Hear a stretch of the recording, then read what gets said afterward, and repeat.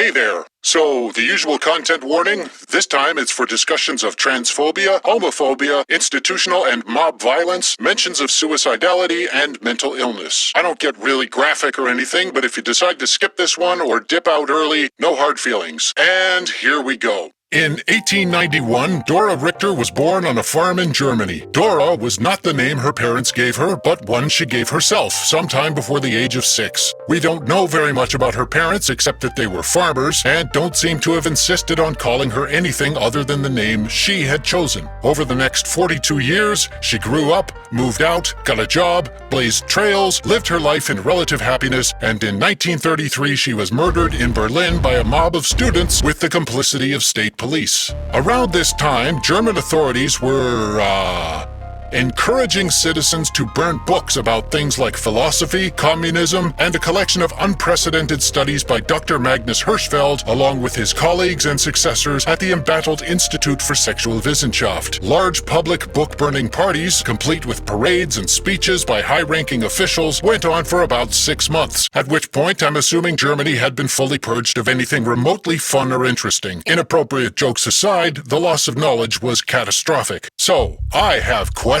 and none of them are going to make the algorithm happy. Like and subscribe, share the video, Patreon, Ko-fi, tell your friends. Why did anyone think Hirschfeld's work on contraception, women's emancipation, sexual intermediacy, homosexuality, and transsexualism, as it was called at the time, could be dangerous to the German state in 1933? I mean, given his loud and consistent opposition to racism, not to mention his Jewishness, it's pretty clear why a group of virulently racist anti-Semites would feel threatened. But what interest could a German government in 1933 have in suppressing scientific literature that validated sexual and gender emancipation? And why such drastic measures? Like, why did they give a shit? Well, not that it's great for your mental health to go looking for sense in that particular ideology, but there are reasons we can look at. One of them has to do with why so many transphobes turn out to also be homophobic, and sometimes kinda racist. You are just walking right into the minefield with no encouragement this time. Yeah, thought I'd just beat you to it this time. Well, do not blow yourself up. Hey man, it's me. Good luck and stay safe is kinda my thing. You keep saying that. Do you even know what it means? Not really, no. You know, it was supposed to be a joke at first, but it kinda stuck. Mostly I just keep saying it because I can't think of a better sign-off line. You know, I can't just be like, Excelsior! What am I, the Mary Marvelite? No, rest in peace, Stanley. You would think a writer would be able to write something. Are you not a writer? Only technically. Doesn't mean I'm good at it. You could be. You are sharper than you pretend to be. Dude, you can't prove that. Anyway, we're wasting time here. Let's just get this thing started before I change my mind. The world teaches us to think that life is bound in limitation. The world tries to make us think that life is lived through gimmicks. The world teaches us to follow every little limitation. The world tries to make us give up and accept the limit. Oh no. Welcome to conditioning. Welcome to conditioning.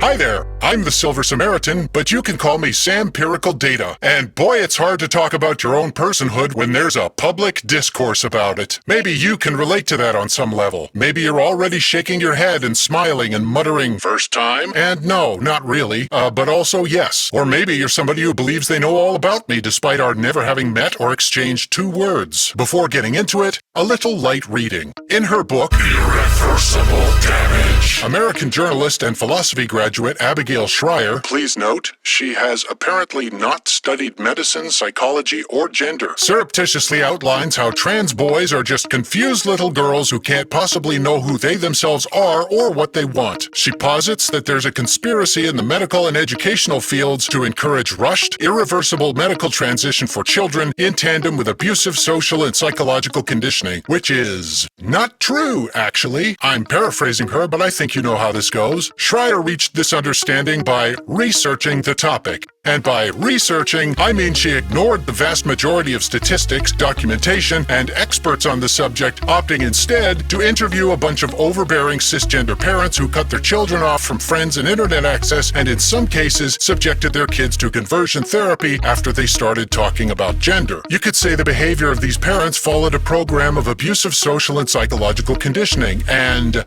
that would be true. She also argues for the existence of something she calls rapid onset gender dysphoria, a made-up condition that apparently manifests in girls who suddenly have a gender thing going on with no previous indication that they were even thinking about it. This does not take into consideration the possibility that overbearing parents are not known for creating home environments conducive to open conversations about deeply personal and difficult topics, but are actually known for doing not that. Schreier says ROGD is a contagion that these so-called girls catch from their rapid onset gender-having friends. That, I don't have to explain, do I, that is not how research works? Like, research is when you conduct experiments with control groups, large sample sizes, and controlled environments to examine a falsifiable theory. Or you compile numerous peer-reviewed studies that were conducted in the same fashion and cross-examine their conclusions to, again, test a falsifiable theory. That is not what Schreier does here. She interviews a self-selecting group of cisgender parents and a handful of entrenched professional holdouts,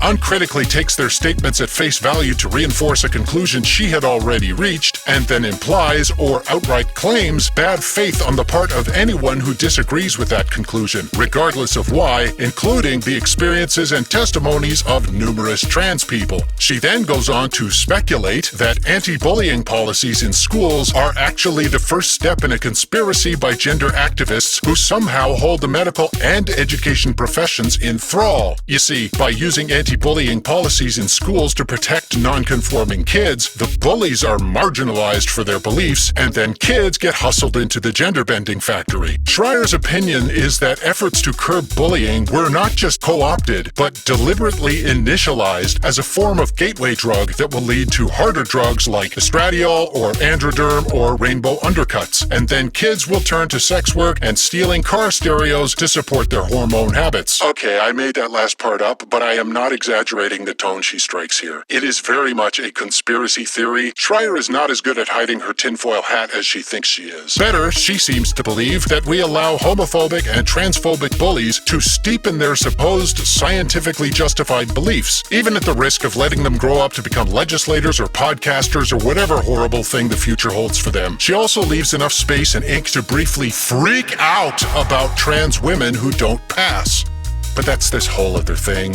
Anyway, if you don't believe me, Cass Arris is doing a much better job of explaining, chapter by chapter, just how much this book sucks. Link in the description. To be fair to Schreier, she also talks to detransitioners, women and or non-binary people who started medical transition, changed their minds, and stopped. The experiences they describe range from bad to horrible. One talks about the love bombing, manipulation, and other cultish abuses from queer people in her life, as well as the abandonment she experienced after beginning her detransition. She goes on to talk about how welcoming and open the gender-critical community was when she found them, which, by the way, is the love bombing that cults do during a recruiting stage, before, moving on to the manipulation and other cultish abuses. Another detransitioner describes how she was uninterested in typical girly behavior and presentation and suffered abuse from her mother that drove her to self-harm and an eating disorder. These experiences point to serious shortcomings in how these young women and non-binary people were treated by numerous involved parties. But Schreier sees these people's experiences as an opportunity to talk over the experiences of trans people and diminish the legitimacy of their existence. She frequently talks about how trans people promote scripts and lies used to get what you want from healthcare providers. She alludes unwittingly to the known fact that these scripts exist because the criteria for obtaining healthcare for trans people is so narrow that it already excludes a lot of trans people. But she frames this as duplicitous and conspiratorial rather than a tested and true survival tactic for a marginalized minority. She does this while simultaneously arguing that healthcare providers and educators are all too ready to shove naive girls into a medical transition pipeline.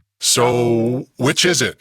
Are teachers and doctors all rigid gatekeepers that trans people have to sidestep? Or are they the enthralled, uncritical servants of a shadowy trans activist legion bent on world domination? They can't be both. She also cuts the stories off before getting to the part where the gender-critical community engages in exactly the same cultish behavior as I described just a minute ago, not to mention the massive and comprehensive targeted harassment campaigns for which they have become notorious. She frequently emphasizes how being trans coincides with depression, anxiety, suicidality, and addiction, implying heavily that the relationship is causative. Never mind that the overwhelming majority of trans people, when asked, attest that they are much happier post-transition, and mental illness is often related to how the world treats them for it. And she claims there's no way to know how many of those who medically transition come to regret it, which is not true, it turns out. The regret rate for gender affirmation surgery is 1%. For trans men specifically, it is less than 1%. Link to the article pooling 27 studies of 7,928 transgender patients in the description. In fact, if it could, any other major medical intervention would be envious of a record like that. A 99% success rate for a major medical procedure, that is unparalleled. Throughout all this, Schreier never misses a chance to remind the reader that infertility is sometimes a consequence of medical transition. For detransitioners, this can be devastating, and I don't want to minimize that. I did, however, want to stick a pin in that, because the ability to procreate is gonna come up again. Incidentally, her star example of a detransitioner has since engaged in harassing and deliberately misgendering trans people, and was last seen working to further diminish access to trans-affirming care. And in case you're wondering, the regret rate for having a child is 7%. Overwhelmingly not a majority, but still 7 times higher than the regret rate for medical transition. She doesn't want to talk about that for some reason. Now, I haven't followed Schreier's career with great relish or attention. I don't live in Los Angeles, I don't run in conservative circles anymore, I don't read Quillette, and I had never heard of her before this book came out in 2020. Who knows? Maybe she's a great advocate for cisgender women's rights. Let's have a look. You know, research the topic if you like. Oh.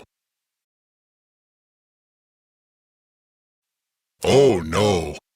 Okay, yeah, she's, not entirely that. Okay, so why am I still talking about irreversible damage? Other people have already talked about it a lot, and we need to move on. Not just for this video, I mean generally. Like, society needs to move on from talking about rapid onset gender dysphoria. It's just a big worded hand wave to pathologize the increasingly apparent reality that more people feel safe coming out. Just like being gay became an epidemic 50-some years ago in places where it suddenly stopped being illegal, or when the number of left-handed people suddenly increased after that was normalized. Was that rapid onset left-handedness? ROGD is not a thing. But you know what is? Misogyny. I know that because I was a misogynist for a huge chunk of my life and didn't even know it. I couldn't know it because I thought I knew what a woman should be. I was raised right. Anyone assigned female at birth who deviated from that preconception of womanhood was, to my mind, well, deviant. It's amazing the kinds of things that can happen to your thought process if you're exposed to Socratic dialogues a bit too early in life. Now, far be it from me to try to judge Abigail Schreier or some other gender critic who writes a book. Who knows what their motivation is, right?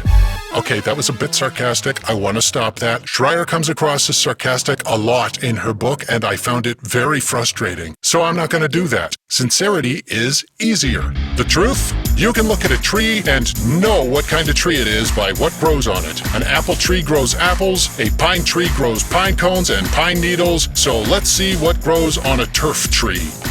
A turf idealo tree? No, shouldn't have said that. I regret it. I just mean I want to look at a couple examples of what happens when you go down this road. So, here's one. A journalist and philosophy graduate writes a book way outside her field of competence, based largely on false information, mountains of false equivalencies, irrelevant hypotheticals, and personal bias. It takes 276 pages, or 492 if you read the digital version like I did, to tell the reader that trans men are just poor, ignorant girls who caught a contagious mental disorder which Okay, under its influence, they have become manipulative, sublimely clever little monsters who will threaten their parents with suicide to get what they want. So readers of this dismissive, reductive, willfully ignorant screed will turn to their children and subject them to conversion therapy until they stop thinking they're boys. Or they die. That also happens. Or how about this one? A beloved children's author repeatedly shares false and widely disproven information, implying or outright stating that trans women are in fact predatory men who lurk in women's spaces to enact sexual violence on women and children, despite a dearth of evidence that this is true. Referencing this beloved children's author and the materials that she has shared from anti-trans organizations that she has also materially supported with the money she extracts through her books, movies, and video games, legislators ignore facts and enact laws that prevent trans adults from living in public, seek to separate gender non-conforming children from their parents, and impose monetary or carceral penalties on anyone providing gender-affirming care. Both of these real-world examples echo the same fear-mongering faced by gay, lesbian, bisexual, asexual, trans, and gender non-conforming people over the last several decades. I remember because, again, I was there.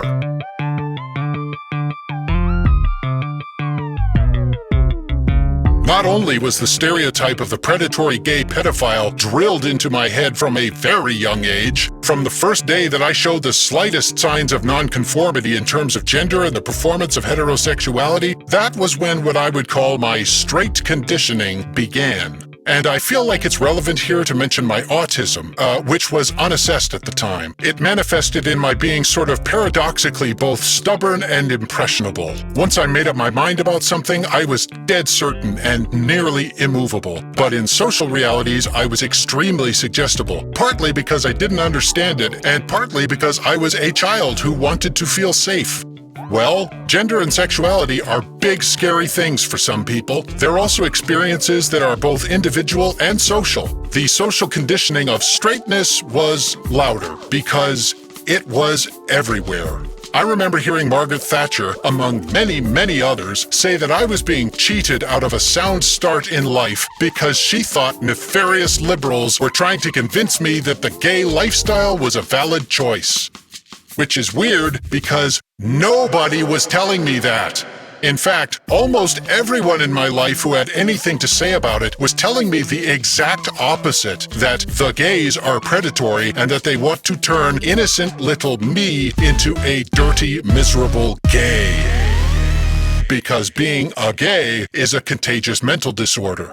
You do see where I'm going, right? This shit is perennial. The arguments don't change, but the people these arguments seek to marginalize occasionally do. Well, the conditioning worked. For a while. Sort of, anyway. I was a horrible homophobic bigot for maybe 15 years. Not violent, just horrible. And then I was a live and let live homophobic bigot for another 5 or 10 years. Hard to say how long it was, really. My, redemption, I guess, was slow and incremental. I was transphobic too, but we didn't have a word for that yet. We actually had several words for it, but I'm not going to say any of them here. This video has enough trigger warnings. I retreated into worlds of my own creation and worlds created by others.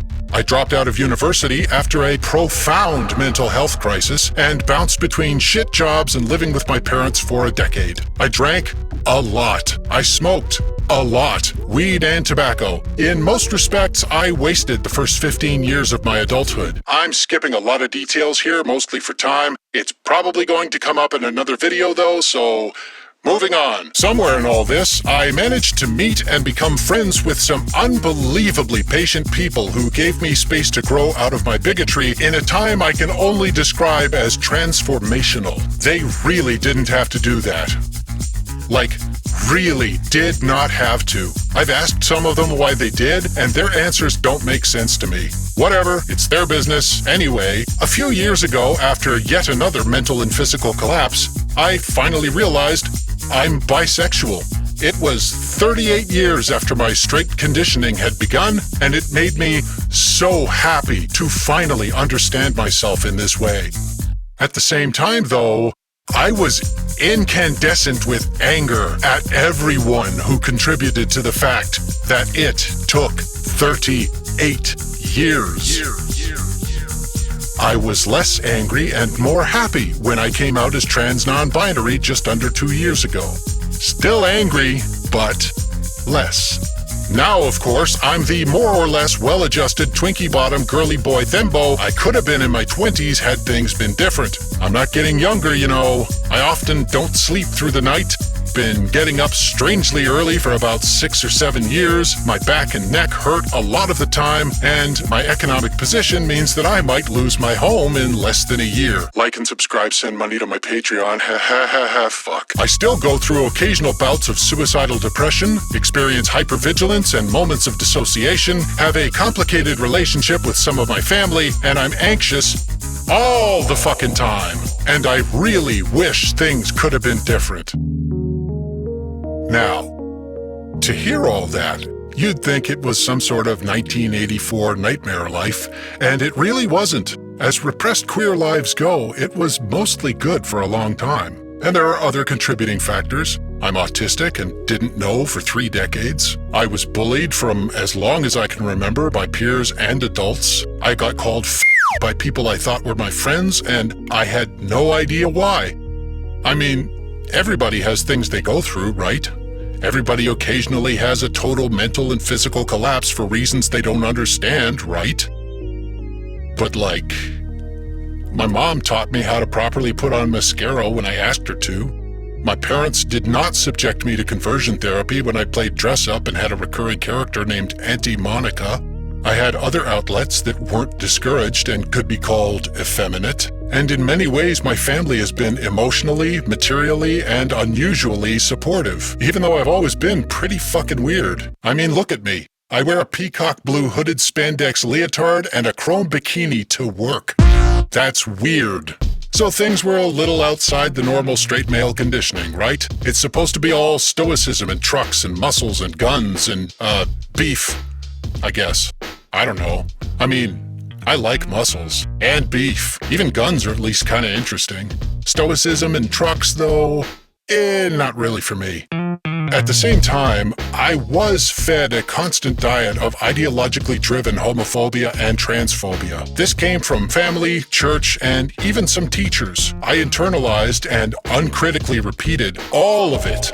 I was taught to love the sinner, hate the sin, as the Christian saying goes. In my experience, you eventually have to choose one, especially if the sin you hate is just part of who someone is.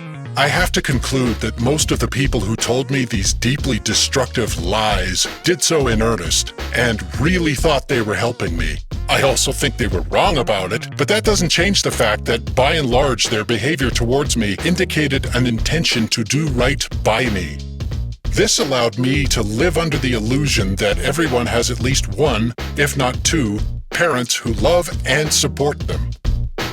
It allowed me to believe that stories of abuse by parents, medical and educational professionals, or clergy were exaggerated or false. Due in part to my stubborn side, or precisely persistent denial, my realization that this is not true has been slower than it should have been. Not everybody is as fortunate in their environment as I have been. I know people whose families did subject them to conversion therapy, whether it was DIY or institutional, and various other abuses over their gender and sexual orientation. I could tell stories that are not mine to tell, and I would hope that they'd make your skin just fucking crawl right off your body. This kind of conditioning exists on a spectrum too.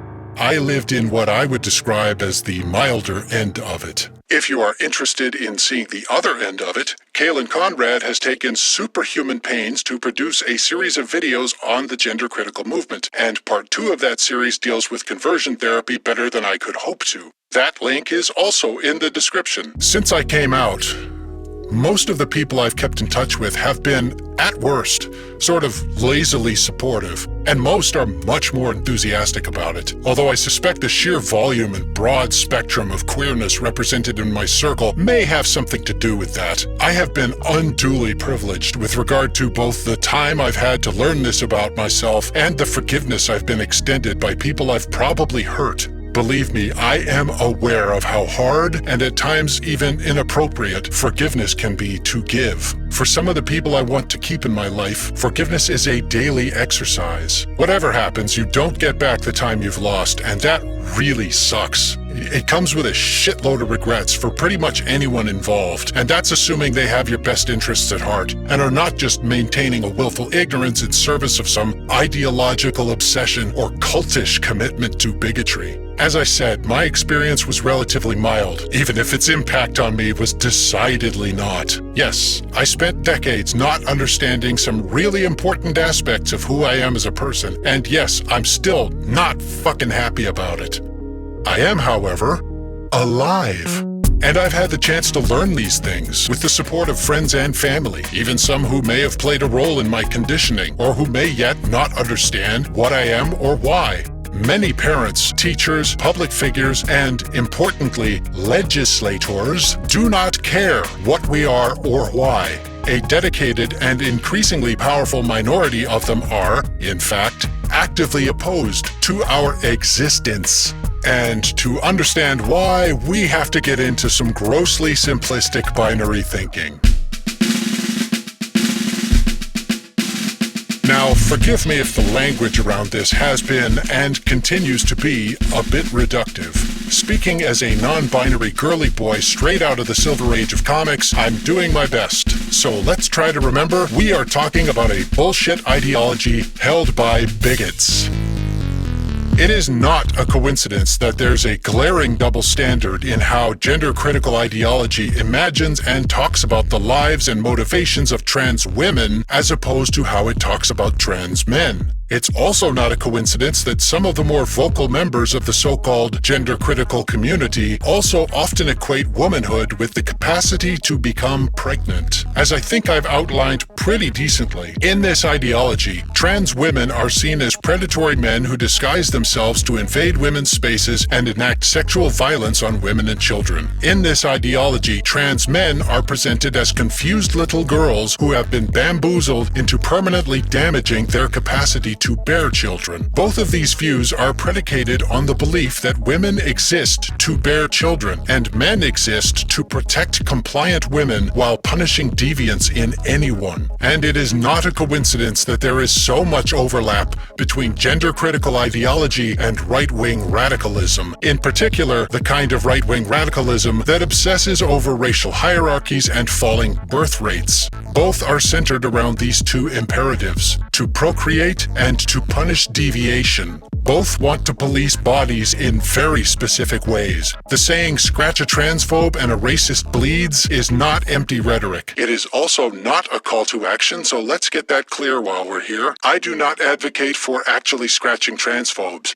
Unless you're a cat, then I can't tell you what to do, and neither can anyone else. It comes from a shared obsession with controlling procreation. For those given to the ideology and practice of white supremacy, it is specifically an obsession with the procreative power of white people assigned female at birth in particular, even if this ignores such people who cannot or do not want to conceive or bear children. And that requires a narrative which casts trans men as silly, weak little girls who, poor things, have been brainwashed or caught up in a social frenzy, left permanently damaged in their capacity to contribute to the shrinking numbers of their racial demographic. And obviously, they are about to have major regrets about it. Any minute now.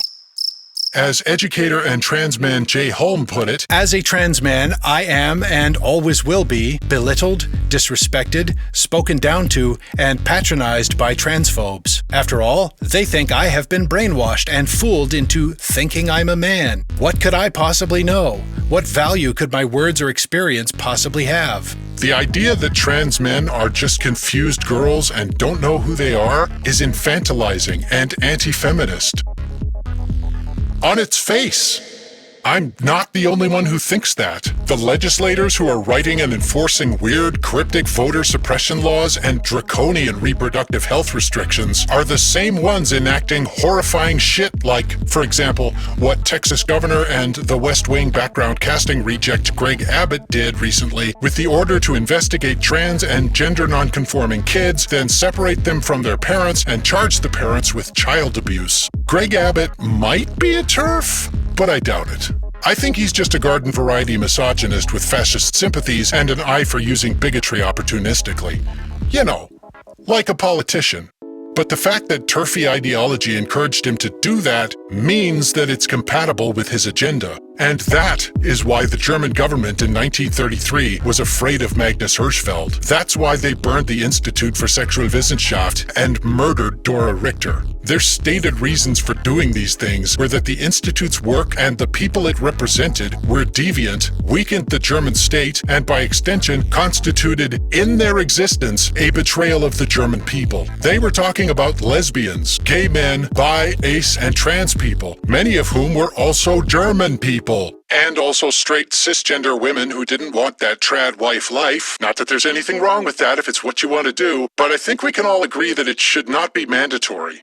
We can agree on that, right? You're not quite allowed to persecute queer people explicitly to such a degree anymore in a lot of places, so that's like, you know, progress. Not everywhere is the same, obviously, but progress has been made. As things stand, our enemies can't generally do what the state police of the Third Reich and their eagerest supporters did.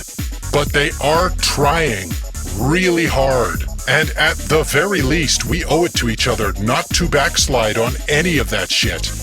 You know what you can do in a lot of places? You can bully people.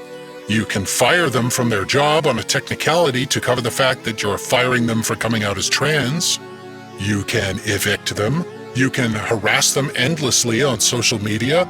You can try to force them out of public life and try to ban them from using public washrooms. You can obscure and promote conversion therapy, which is literally torture and correlates to increased rates of depression and suicide. You can wage an incremental war of attrition on LGBTQIA2S people.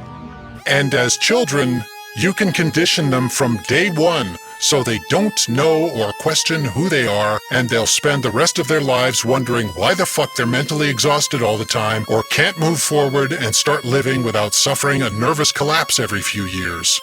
Unless they're lucky and happen to meet some really kind and perceptive people who can help them out a bit. I'm here to tell you, you can't condition gayness or biness or aceness or transness out of somebody. It is just part of who we are. There's a lot of things you can do to condition the happiness out of somebody, though, and those things are all happening right now for the worst fucking reasons. And hey, if anything I said in the last 25 minutes or so feels familiar to you and you don't know why, I don't know why that is. It could be that your experience is wildly different from mine but has a couple of powerful parallels. Or maybe you're just gay, or trans, or bi, or ace, and you've gone through some, you know, conditioning.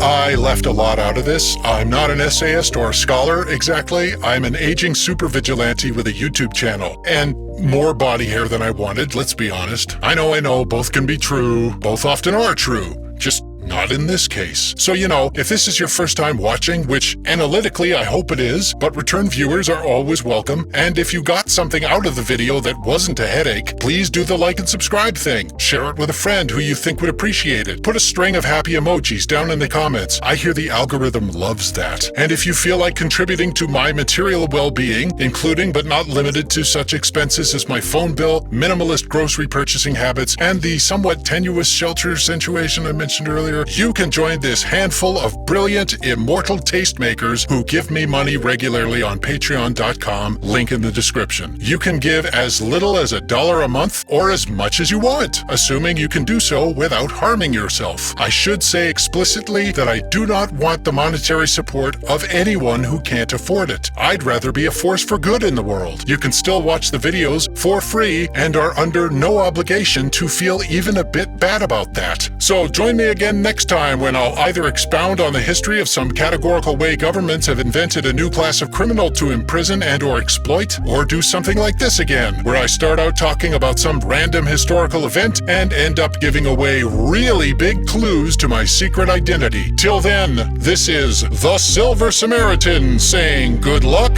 and, I don't know, fuck fascism?